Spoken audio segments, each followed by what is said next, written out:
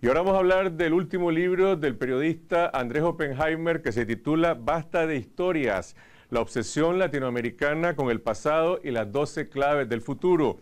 Un libro en que analiza las historias de éxito en materia de desarrollo económico y competitividad de países que han convertido el mejoramiento del sistema educativo en una prioridad nacional.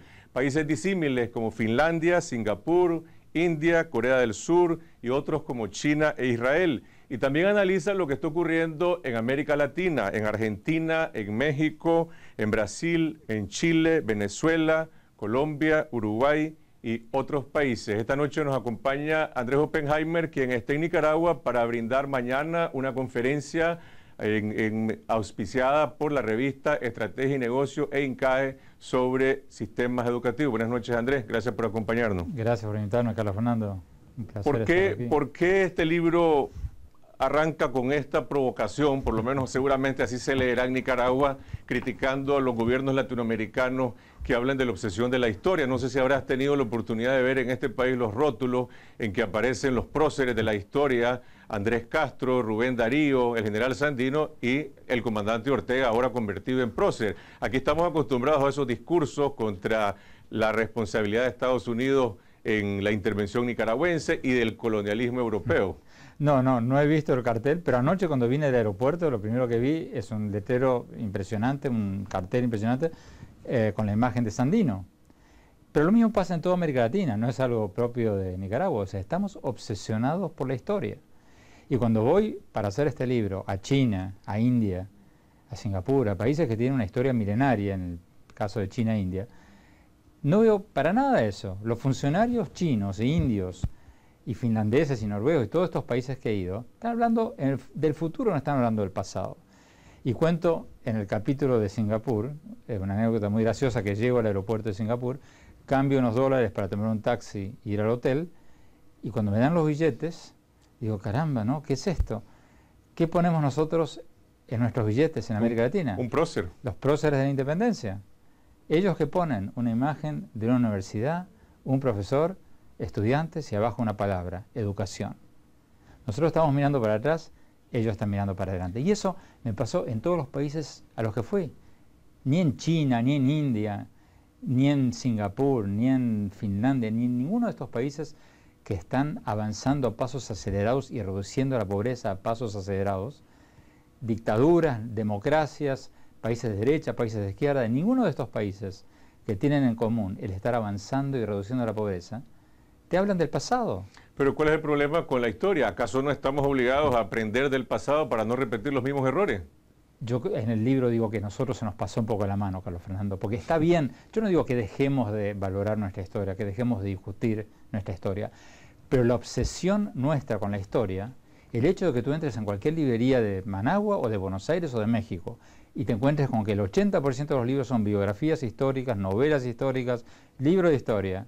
El hecho de que prendas la televisión en Nicaragua y te encuentres con gente discutiendo la guerra contra los contras o los sandinistas, o anteriormente Sandino contra los americanos, toda esa obsesión con la historia, que yo no digo que tengamos que terminarla, pero sí digo que tenemos que dejarla un poquito de lado para mirar un poquito más para adelante, porque nos está distrayendo de la urgentísima tarea de enfocarnos en los temas del futuro, la educación, la ciencia, la tecnología, la innovación. Todo ese espacio mental, ese tiempo que consumimos, el aire televisivo, el papel de los periódicos que estamos usando, mirando para atrás, tendríamos que usarlo para mirar para adelante, como están haciendo todos estos países, muchos de ellos que eran tan pobres como Nicaragua hace poquísimo y dieron un salto impresionante porque se concentraron en educar a su gente. ¿Por dónde empezaron? En este libro hablas de Finlandia, hablas de Singapur, de la India, de Corea, de China, algunos países que tienen muchos recursos naturales, otros que no tienen, unos que eran pobres. ¿Por dónde empezaron? La mayoría no tiene ninguno. Eso es lo divertido del tema. O sea, tomamos el caso como Singapur. Singapur es un país de 4,5 millones de habitantes, parecido a otros. No tienen ni un recurso natural, cero. No tienen petróleo, no tienen comida, no tienen agua. Importan el agua que toman. Y precisamente cuando le pregunto al ministro de Educación de Singapur, oye, ¿ustedes cómo hicieron para ser uno de los países más ricos del mundo? Dice, muy simple, no tenemos nada. Lo único que tenemos es gente con cerebro. Entonces, que no, por cierto, eran muy pobres y muy rudimentarios hace 50 años. Entonces me dice, empezamos a invertir en la calidad educativa de nuestra gente. Y hoy día, Singapur produce miles de patentes todos los años, se han convertido en una potencia del mundo en desarrollo.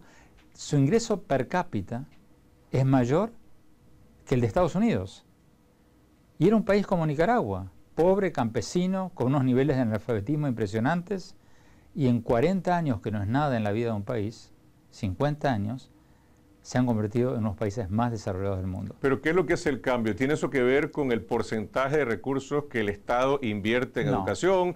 ¿Es la cobertura? ¿Es la calidad? ¿Es la educación primaria? ¿Son las universidades? Es una combinación de la cantidad, por supuesto, sin dinero no puede ser nada, pero sobre todo la calidad y el rigor. Y un poco de lo que yo llamo la paranoia constructiva. En el libro arranco con una entrevista que le hago a Bill Gates en mi programa de televisión, donde le pregunto, oiga, usted que viaja por todo el mundo, se encuentra con presidentes, con ministros, con empresarios, ¿qué es lo que hace que algunos países estén avanzando tanto más que otros y reduciendo más la pobreza que otros? Y él me dijo una cosa que al principio me pareció extraña, ¿no? La humildad, me dijo. Tú te dirás, ¿qué está siendo un argentino hablando sobre la humildad? Pero bueno, eso es otra historia. Pero él me dijo, la humildad. Y ahí me di cuenta de lo que estaba diciendo, porque cuando fui a China y le pregunté a los funcionarios chinos, oiga, ¿cómo hacen ustedes para mejorar tanto la calidad educativa? Todos me decían, no, estamos muy mal. Usted tiene que irse a India. ¿Los chinos dicen que están mal? Sí. Y cuando vas a India y hablas con los indios y te dicen, no, usted vino al país equivocado, tiene que ir a Singapur. Ahí están haciendo las cosas bien. Voy a Singapur y estoy, eso lo cuento todo en el libro, estoy en el despacho del ministro de Educación de Singapur, salgo y me veo un equipo de la televisión china, de la CCTV, y le pregunto al periodista chino, oye, ¿y tú qué haces acá? No, vinimos acá a aprender porque Singapur tiene un muy buen sistema de politécnicos. Entonces queremos ver qué podemos aprender de ellos para mejorar nuestro sistema de educación politécnica. Entonces yo decía, caramba, ¿no? China, un país de 1.300 millones de habitantes, Singapur, una islita de 4 millones de habitantes, y ellos vienen a aprender. Entonces, ¿qué significa esto? Estos países tienen lo que en el libro llamo paranoia constructiva. Viven pensando que el de al lado la está haciendo mejor. Viven compitiendo en test internacionales. Por ejemplo, todos participan en los test PISA, que son los test para jóvenes de 15 años en matemáticas, ciencia y comprensión de lectura. Entonces viven comparándose con otros y si salen segundos dicen, no, el otro está haciendo primero.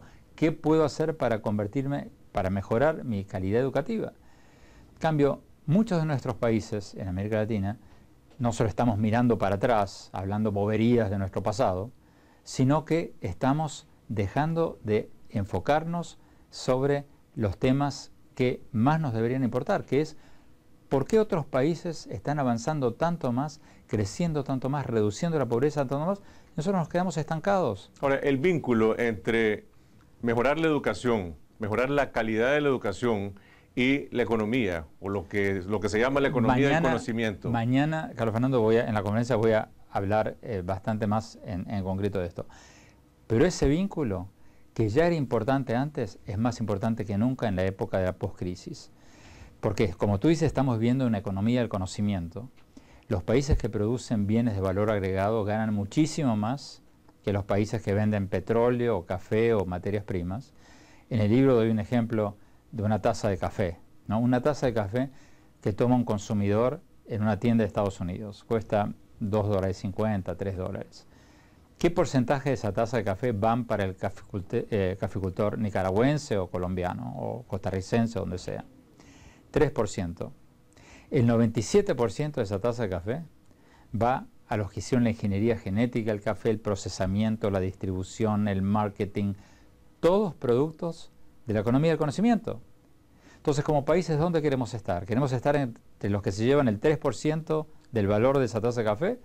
o entre los que se llevan el 97%. Bueno, Bueno, Nicaragua es un ejemplo perfecto de eso que está señalando. total. El 90% de nuestras exportaciones son materias primas con prácticamente cero valor agregado. Estamos exportando productos básicos, y eso, estamos exportando minerales, pero no tenemos ningún valor agregado. y nunca van a poder dar el salto a menos de que eduquen a la gente.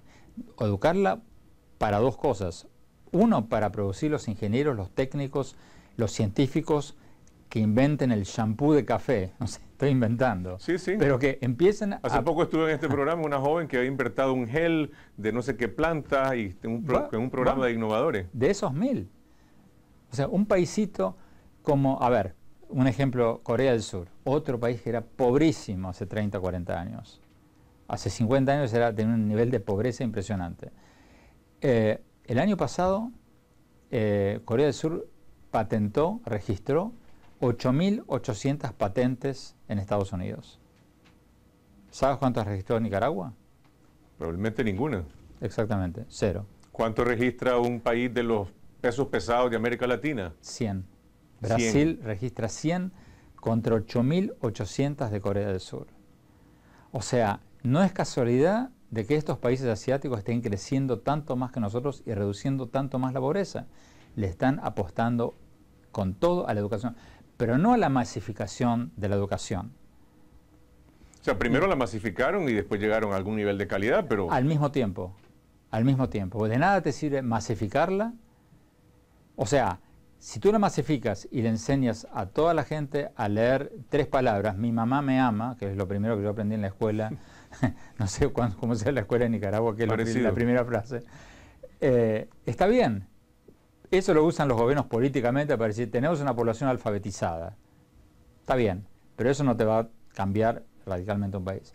Lo que te va a cambiar realmente el país es si esa persona, además de saber leer mi mamá me ama, termina la primaria, termina la secundaria, entra a la universidad, estudia alguna profesión y ya sea puede ser empleada por una empresa que necesita crear productos con más sofisticación, profesionales. Mira, estamos viviendo en la época en que la medicina está cada vez más personalizada. Ahora, dentro de pocos años ya la medicina va a ser totalmente hecha a medida. Tú no vas a tomar una aspirina.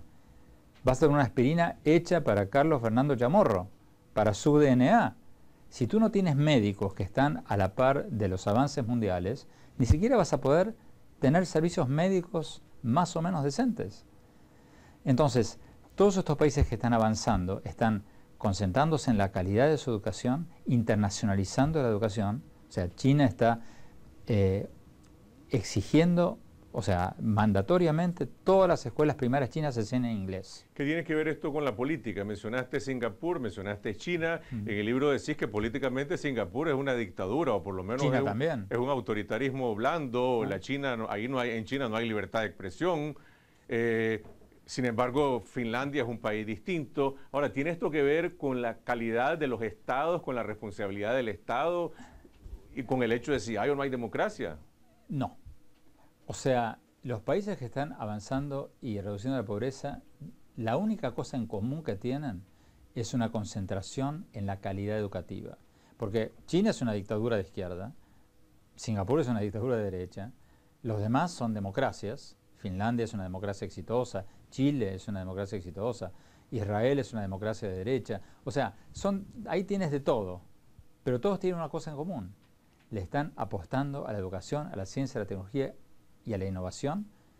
Están creciendo como nadie y están reduciendo la pobreza más que nadie.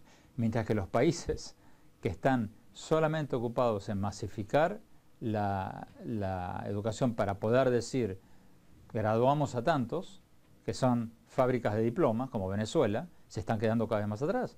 Venezuela está produciendo la mitad de las patentes que producía hace 10 años. O sea, se están cayendo del mapa.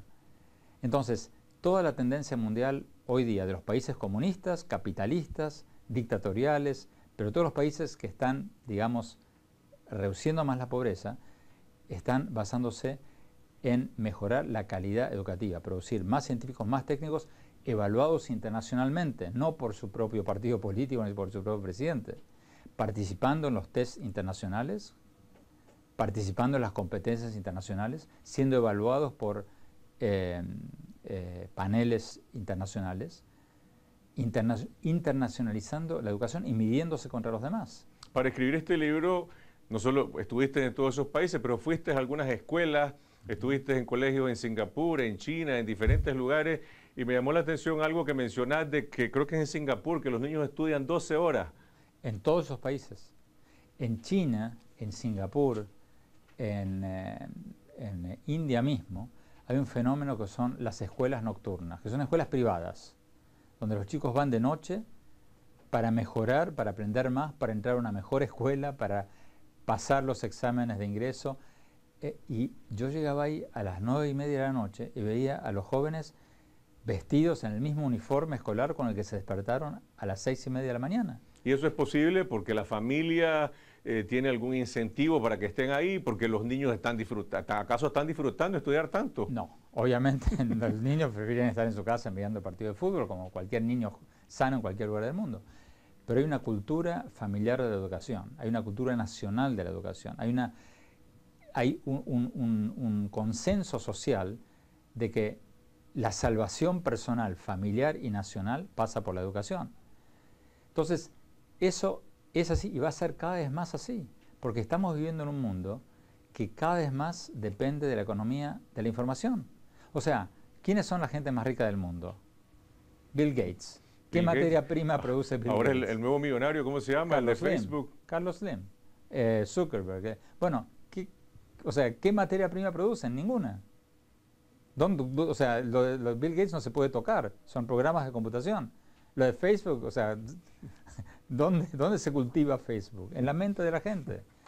Entonces estamos viviendo en un nuevo mundo, en un mundo de la economía del conocimiento, y los países que se queden atrás y no eduquen a su gente con educación de calidad, medible internacionalmente, van a ser cada vez más pobres. Ok, vamos a ir a una pausa y regresamos con algunos de esos países que están en nuestro continente, en América Latina, y si acaso hay o no excepciones en América Latina en esta carrera hacia el futuro. Ya regresamos. Continuamos en esta noche, estamos conversando con André Oppenheimer, corresponsal internacional del Miami Herald y autor de este libro, Basta ya de historias, quien mañana estará brindando una conferencia sobre educación, innovación y tecnología en el Hotel Intercontinental de Metrocentro a propósito de los hallazgos de este libro. Andrés, a las 9 de la mañana. A las 9 de la mañana. Vamos a América Latina. En el libro hablas de Argentina, de México, de Uruguay y presentás a Chile como el país que está haciendo las cosas bien. ¿Qué hace bien Chile? Presento a Chile, Carlos Fernando, como uno de los países que está haciendo las cosas bien. Hay otros países que están haciendo cosas interesantes, a veces no siempre como gobiernos, sino como sociedades. Hay varias cosas interesantes que se están haciendo en algunos países de América Latina, en Uruguay, en Brasil, pero Chile lo cito por varios motivos. Primero porque están poniéndole mucha atención a la calidad educativa, la evaluación de maestros, el pago por mérito, la internacionalización de la educación. Enseñan clases en la Universidad Nacional de Chile, en la Universidad Estatal, el equivalente a la Universidad Nacional de Nicaragua, dan clases en inglés, obviamente no todas, algunas, pero están llevando el país a lo mismo que los chinos o los singapurenses o los japoneses, a una internacionalización de la educación. ¿Y las universidades públicas no son completamente gratuitas? No. ¿Ni en China tampoco? Ni en China tampoco, cosa que a mí me llamó la atención, un país comunista, pero la educación universitaria en China es paga. ¿Y qué hacen? Con el dinero de los que pueden pagar, subvencionan a los que no pueden pagar. En nuestros países, la vieja izquierda, la izquierda boba, es bajo el mantra de la justicia social, están penalizando a los pobres y dando la educación gratuita a los ricos. Porque ¿qué pasa? En la Universidad de Buenos Aires, en la Universidad de México, el 70-80% de los jóvenes que van ahí son de clase media.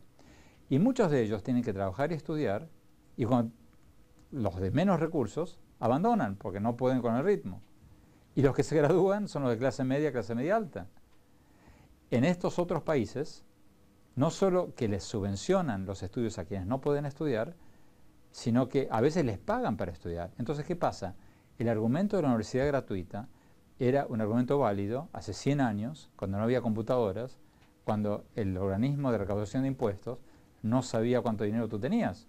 Hoy día, el organismo recaudador de impuestos de Nicaragua sabe perfectamente dónde tienes tu estudio. Han venido acá, lo sobrevuelan con un avión o tienen el catastro, saben cuánto vale esta propiedad, saben si tienes una piscina, saben si tienes un carro, y lo que es más, saben si tú fuiste a una escuela secundaria. Si tú fuiste a una escuela secundaria que vale miles de dólares por mes, ¿cómo te vas a entrar en la universidad? Ven eso y te admiten gratis. No. Saquemos este dinero a ti y usémoslo para ayudar a una persona de clase trabajadora que no puede estudiar y trabajar al mismo tiempo. ¿Qué pasa cuando un país como Chile y sus universidades directamente o en asociación a universidades internacionales producen profesionales del primer mundo con doctorado o que beca gente que van al exterior?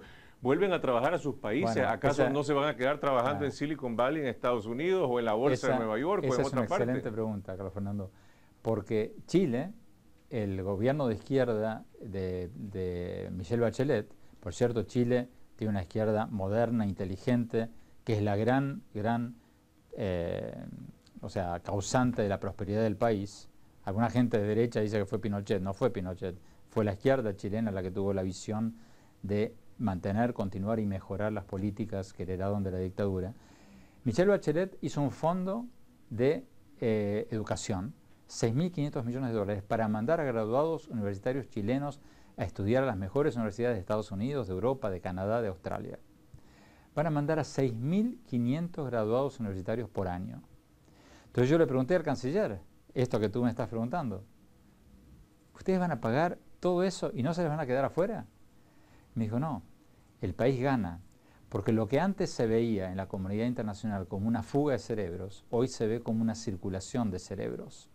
El caso de India, el caso de Singapur, el caso de Taiwán muestra que cuando un país pequeño o mediano, pero incluso un país como Nicaragua, envía gente afuera y crea las condiciones como para aprovechar esa gente más tarde, esa gente le da un enorme rédito al país, ya sea convirtiéndose en grandes empresarios en Estados Unidos y abriendo sucursales en su país natal, ya sea volviendo a su país natal con todos los conocimientos y conexiones internacionales de haber triunfado en el exterior, ya sea volviendo 3 meses por año a enseñar en una universidad con un programa de intercambio.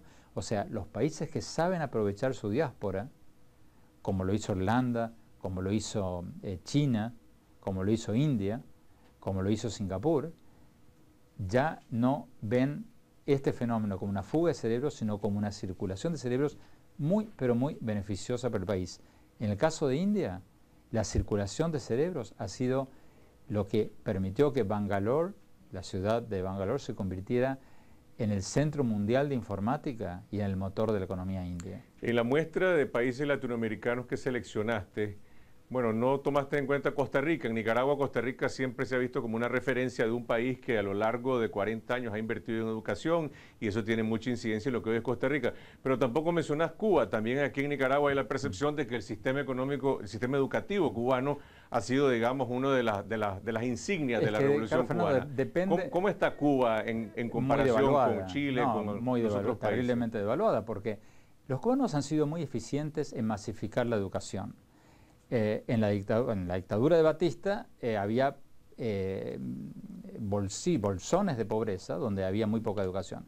El sistema de Cuba, por ser una dictadura, por tener sus CDRs, tenían muy bien medida qué gente vivía en cada cuadra, porque tienen estos comités de espionaje, comités de defensa de la revolución en cada cuadra, entonces saben muy bien quién vive en cada cuadra, entonces han tenido un sistema muy eficiente de decir, no, la señora que vive en el quinto B es analfabeta, mandémosle un alfabetizador. Y eso funcionó. Pero eso te ayuda a masificar la educación, que es bueno y es loable, ojalá no fuera en el marco de una dictadura. Pero en lo que hace a la calidad de la educación, un desastre. Pero Cuba no compite. No, Cuba no participa en el test PISA, que es el test más importante de jóvenes de 15 años de matemáticas, ciencia y comprensión de lectura. ¿Quiénes son los latinoamericanos que tienen mejores resultados? Chile. Si Cuba no participa con todo su cacareo de adelanto de educación, por algo será. O sea, si no participa es porque saben que les sería pésimo. Y en producción de patentes, en ciencia y tecnología, Cuba está muy por detrás. Lo que pasa es que tiene un sistema muy aventurado que, por ejemplo, permite con medicinas hacer público cosas que en otros países no hacen por temor a efectos secundarios. Entonces, por ejemplo, Cuba estuvo muy adelante durante muchos años en operaciones de retina, porque mientras en Estados Unidos estaban haciendo las pruebas para evitar que la gente se quede ciega, en Cuba dijeron ya, adelante. Pero en educación de calidad, Cuba no está adelante, para nada. Ahora, volvamos a la estrategia. Aquí hay una gran responsabilidad del gobierno, mencionaste incluso la familia, la cultura, el sector privado. Por ejemplo, aquí en Nicaragua hay distintas iniciativas, puedo mencionar la Fundación Zamora Terán, el Grupo 1, AmCham, el Foro Eduquemos, de diferentes cosas. Hay algunos que están enfocados en el tema, por ejemplo, de las laptops, de llevar laptops a la escuela primaria. Creo que ya han distribuido más de 30.000. En el libro vos mencionás el caso de Uruguay, que todo el país se ha masificado el uso de las laptops en la primaria. ¿Eso se ha podido medir? ¿Cuál es el impacto educativo que tiene? Todavía no. Yo creo que tiene ciertas ventajas. Todavía no está, es muy reciente todo esto. Ciertamente ha sido un éxito político. La gente está feliz con su laptop. Si es un éxito educativo, está por verse. Todavía, digamos, se están haciendo muchos estudios, no hay conclusión. Yo le doy algunos, hablo bien en el libro del caso uruguayo, pero lo que sí digo, y no quiero adelantar mucho de esto porque mañana voy a hablar de esto en la conferencia, es que los casos más exitosos en América Latina han sido aquellos en que los empresarios se han unido. Porque en todos nuestros países cada gran empresario tiene su fundación. Pero en el caso brasileño, los empresarios se han unido en una fundación y han hecho cosas pero muy interesantes. Con el apoyo de los medios de comunicación, con el apoyo de futbolistas, de artistas, han colocado a la educación en el centro de la agenda política. Y eso es, cuando en el libro hablo de las 12 claves del futuro, esa es una de las 12. El ejemplo brasileño, no del gobierno, sino de la sociedad civil, porque si te fijas en la parte de atrás del libro, destaco una sola frase. La educación es algo demasiado importante como para dejarla en manos de los gobiernos. ¿Eso es una frase tuya? No, es una frase del director de educación de Harvard, que me dijo en una entrevista, pero que yo creo totalmente en eso, porque los políticos en todo el mundo, de derecha, de izquierda, de centro, de arriba, de abajo, piensan en plazos de 4 años, piensan en plazos electorales. Y la educación es una inversión a 15 años en perfeccionamiento de docentes, perfeccionamiento de directores de escuela. Entonces, el político va a invertir en lo que salga en la foto, quizás en el edificio de la escuela, pero el perfeccionamiento de directores de escuela no sale en la foto. Para que el político invierta en calidad educativa, en evaluación de docentes, en pago por mérito y no por antigüedad, etcétera, etcétera, etcétera, hace falta una enorme presión social. Pero al final de cuentas, una vez que un sistema educativo esté en marcha y puede integrarse, ¿no?, con una visión desde la primaria, la secundaria, las universidades, aquí hay un énfasis en todas estas experiencias y todo en este planteamiento a que los latinoamericanos tenemos que desarrollar más nuestras destrezas y nuestro potencial en el campo de la ciencia para poder hacer algo con la innovación, porque aquí en Nicaragua, igual que supongo que en Argentina, la gente sigue más inclinada a carreras de derecho. En tu país seguramente todos son psiquiatras, ¿no? Ciencias sociales, en el capítulo literatura. En el capítulo de Argentina cito una anécdota muy simpática, que voy a entrevistar al ministro de Ciencia y Tecnología, que es el único funcionario de este ramo con más o menos, que entiende más o menos para dónde va el mundo. Y le digo, oiga, en la Universidad de Buenos Aires hay 28.000 estudiantes de psicología y 8.000 estudiantes de ingeniería. O sea, están produciendo 3 psicólogos para curarle el coco a cada ingeniero. Es un disparate, y eso lo está pagando el gobierno.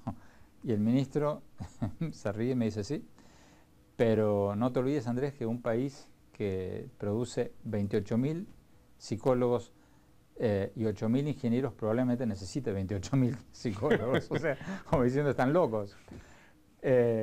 Entonces, estamos demasiado volcados a las humanidades. En algunos países latinoamericanos el 70, el 80% de los jóvenes están estudiando humanidades, sociología, filosofía, etcétera, etcétera. Pero no es que ahora más bien la corriente ha ido hacia la administración de empresas y no lo digo, es decir, está bien estudiar buenas humanidades, buena administración de empresas, buena ciencia, pero por lo menos aquí la corriente es que las humanidades las están abandonando las universidades y se están metiendo a la administración de empresas porque dicen que eso es lo que mueve económicamente las carreras. ¿En las universidades públicas? En las privadas principalmente. En las privadas, pero en las universidades públicas tú tienes el Estado subvencionando al 80% de los estudiantes que estudian egiptología, semiótica. O sea, yo lo que siempre le digo a los muchachos en las escuelas es, si tú tienes una vocación por la psicología, por la filosofía, siempre te gustó, ni lo pienses. No le hagas caso a los que te digan que estudias administración, que estudias, hazlo. Ahora, si tú te da como todo lo mismo, pero crees que te divierte un poquito más, no hagas eso. Porque las carreras del futuro son las carreras de ingeniería, de ciencia, de matemáticas, de todo eso. Y una de las cosas que tendríamos que hacer nosotros los periodistas, Carlos Fernando, y los dueños de los medios de comunicación, es promover un poco más, mucho más, la figura no solo del docente bueno, no el docente en general, porque hay docentes buenos y docentes malos, y es hora de que rindan cuentas a la sociedad y de que un maestro sea evaluado y pagado según su rendimiento en el aula. Pero también es responsabilidad nuestra, que no estamos haciendo, valorar un poco más, realzar un poco más la figura del científico, del ingeniero. Estoy seguro que cualquier joven nicaragüense te puede citar los 11 jugadores del seleccionado nacional y ni un solo científico nicaragüense. Seguramente los del Barça y el Real Madrid, no sé si los del equipo de acá, pero sí. Gracias, Andrés. Estaba tentado a preguntarte sobre la visita de Obama a El Salvador, América Latina, pero hoy dedicamos este programa exclusivamente a hablar de educación para hacerle honor a este esfuerzo de tu libro, ¿no? De que también los periodistas y los medios de comunicación aportemos a una visión nacional de poner la educación en primer plano y que ojalá se convierta en una prioridad en nuestro país. Mañana a las 9 de la mañana. En el Hotel Intercontinental, organizado por la revista Estrategia y Negocios y el INCAE. Gracias, Andrés Oppenheimer, gracias a ustedes por acogernos en sus hogares